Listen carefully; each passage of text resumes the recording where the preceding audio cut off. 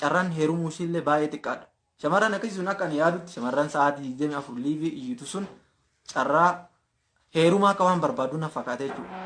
Ilaa waan akkasitti taa'imumeen shamarran iyyaa ooltu dhiirri fedhamu shamarran cal jettee kabajaadhaan teettu fedha. Mee ijoolleen dhiiraa na deebifa. Shamarran liivirra baatee haasawaa ooltu namni fedhamu shamarran cal jettee teettu fedha. Shamarran kuun laalu, ka xiqqaan laalu, ka guddaan laalu, ka baangaalii laalu, ka hindii laalu, ka addunyaan hundi ijatti diimessitee laaltu feetamu. San fuudhuu feetamu. Ati shamarran kabajaan teettu, ka kabajaa ofii eeggatee teettu, kan inni siin argine fuudhuu feeta akka keetitti. Lammaffaa waa isinitti himu muuzii tokko fakkeenyaa fudhannu yookaan immoo burtukaana fakkeenyaa fudhannu. Burtukaana tokko quncifamaadha jennu. Burtukaana lachuu burtukaana dhandhamni isaanii tokko. Burtukaanni tokko quncifamaadha. Tokko moo hin quncifamne. Burtukaanni tokko gaafa quncifamaa ta'e quncifamaa kanaafi burtukaana hin quncifamne san yoo lamaan wal bira sii fidan kan fudhatte. Lamaanuu burtukaana burtukaan fakkeenya kiloogiraama takka mazanan haa jennu. Mi'aan isaaniillee wal qixa haa jennu. Garuu kan fudhattate ka quncifame san immoo kan hin quncifamne fudhatte. Abbaan fedhayyuu burtukaana quncifamaa fi kan quncifamne yoo sitti fidan kan quncifamne san fudhatta. Maaliif jennaan ka quncifamee badee jiru san titisni irra taa'a, balfa adda addaa irra taa'a, hurri itti bu'a, waan fedhatu seenaa si nyaachuun si wannoo ta'a jechuudha. Yoo nyaattellee yookaan bishaaniin dhiita jechuudha. Kanaaf dubartii kabajamtu jechuun ka kabajaadhaan uffata ishee keessatti malee kamaraattee ofirraa ol fuute kana namni ishee fuudhee nu jira. Anaa akka kiyyaatti hin fuudhu. Bareedinaa miti osoo munaalizaa taate osoo bareeduu miti dachiin jala bareedde shamarra feesbuuk irraa iyyaa ooltu hin fuudhuu jechuudhaan akka kiyyatti dhiironni illee akkasuma jedhee yaadan. Isheen akka ofiitti lammaffaa namni achirra na laalee na jaalatee yookaan jaarsa argadhee jette. Dhuguma kun namni jaarsa qabu maal achirraa godha? Mee waan isin haa gaafadhu. Shamarri jaarsa qabdu, shamarri kabajaa qabdu, shamarri heerumtee bultii qabdu, shamarri nikaa ofirraa qabdu liivirraa maal gooti? Namni naa deebisuudha. Liivii hin seentu maal gooti shamarran? Kabajaan ta'e waan bultii ofii yaadde, waan jaarsa ofii yaadde, waan fuuldurri daa'imman ofii yaadde. Liivii mayyuu seentee yeroo haasoftu hin qabdu. Liivirraa nutti iyyuu kunoo warra jaarsa barbaadu. Dhuguma abbaan fedhe naa jaalatu. I don't care about anyone.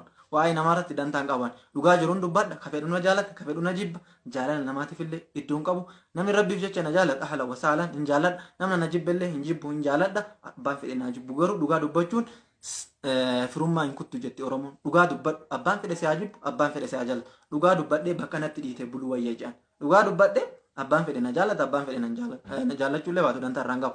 Shamarran hunda hin jennan obboleewwan kee. Shamarran liivii baatee iyyaa ooltu jaarsa barbaaddi. Tokkoffaa irratti kaayyoon isii tokkoffaan yoo jenne jaarsa barbaadudha.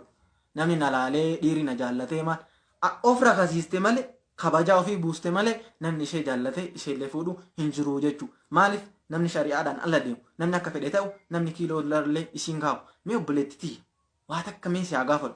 Osoo rabbiin ija ta'e takka si keessaa sii kennuu baate yookaan osoo rabbiin gurra ta'e takka sii kennuu baate gurra takka sii kennee osoo takka si dhoggate yookaan ija takka sii kennee osoo takka si dhoggate yookaan hidhii ta'e takka sii kennee takka osoo sirraa fuudhe yookaan funyaan kee osoo muraasi ta'e yookaan osoo quba takka hin qabaanne wallaahi liivii baatee hin haasoftu. Osoo ija takka hin qabaanne hin baatu rabbi qaama guutuu sii kenne san yoo galateeffattee cal jettee teettee maaltu sirra dhadhata. Kanaaf wanti nuti jedhaa jiru nasihaadha. Dhaamsa. Isin arrabsaan jirru dhugatti immoo dhugaa jiru isin himaara. Sirriidha. Dhugaan kun nama hundaaf illee qinfamu gariin hin jaallata gariin hin jibba. Ka jaallatullee fudhata ka jibbullee dhiisa. Namni wanti nama gorsuuf abbuma sanii fi malee waan biraatiif hin miti. An paarsinaalii nama dhuunfaarraa haasa'an jiru jeneraalidha. Nama dhuunfaarraa illee haasa'uu kaayyoon qabu. Maaliif nama takkatti illee aariin qaban. Uumaa kee irraa argitanii nama fakkeenyaaf koomantii kana jaallan arrabsu takka arrabsee beeka. Takkaan arrabsu of jajuuf illee osoo hin taane namoonni hedduun koomantii irratti na arrabsanii jechuun kan arrabsan warra faallaa kiyya jiran jechuun wanta ani itti himu sun wanta isaan hin gammachiisu. Fakkeenyaaf wanti ani himu kun dhugaadha. Yeroo hedduu dhugaa dubbadhaan. Dhugaan kun nama hedduu hin gammachiisu. Soba nama jaallatu jira.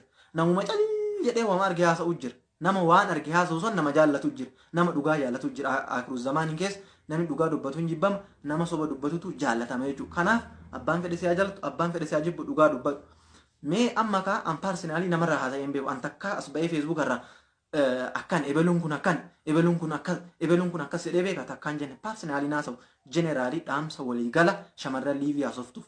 Ebeluun nu laallatu, ebeluun nu laallatu, ebeluun nu laallatu. Keessatti garuu warroota liiviin kun irraa fokkisu jira. Nama hundarraayyuu fokkisa. Shamarran xixiqqoon fakkeenyaaf gaafa liivii waraabde hojjettii tana ijoollummaa itti jiretti akkasitti irraa beekta. Garuu jaartii guddoo jaartii arriin itti ba'uu geette jaartii afaan qabriitiin liivirra baate waan argite haasoftu nama qaanfachiisu obboleewwan kee. akka rabboomaatti miti namummaattu mee akkuma namoomaattu amantii fedhe keessa yoo haa ta'u amantii kiristaanaaf islaamayyuu hin jennu mee akkuma walii